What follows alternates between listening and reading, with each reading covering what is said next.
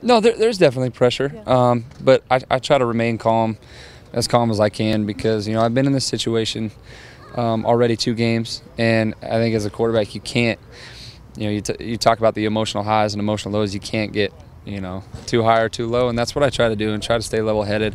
I'm confident and comfortable in the game plan, and I think that just with good preparation comes that confidence. So I try to remain as calm as I can. I've learned a lot.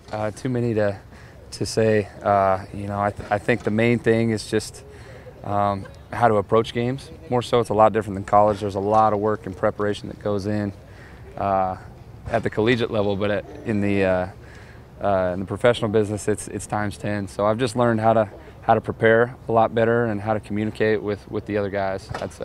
And then just, I've said it, it sounds cliche, but just execute. It really is what it comes down to. I think we have a great game plan, and it's about going out there and doing what we can do, what we have the potential of doing.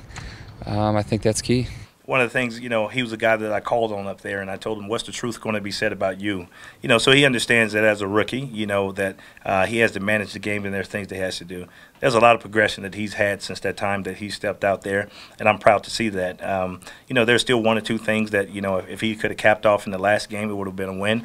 But where we are right now as individuals and as a as a collective body is there's still some things that we're doing a lot of things right. We just have to make sure that we correct the negative and build off the positive and end up going 1-0.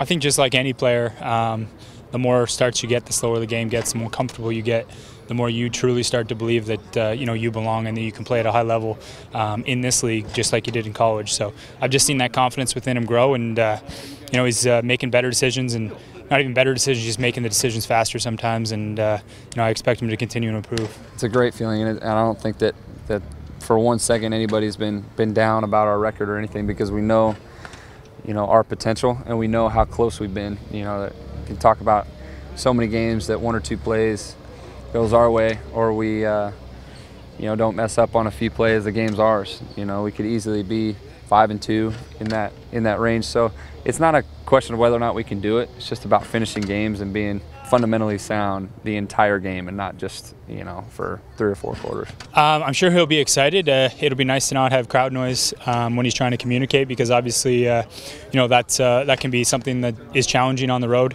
It was just an extra obstacle for him in his first 2 starts. So we've got smart fans here. The place should be quiet when the offense is on the field, and then loud when we're leaving. So I think that'll be beneficial to him, and obviously just when he makes those big plays, those great plays, and feels the energy of this place come alive, I think he's really going to enjoy that. Oh man, it's I'm pushing just as hard as I was the first game I was starting. I think everybody wants to win. And I've said it before, the sense of urgency is kind of what's on our mind now. Shoot, I'm pushing for that every week.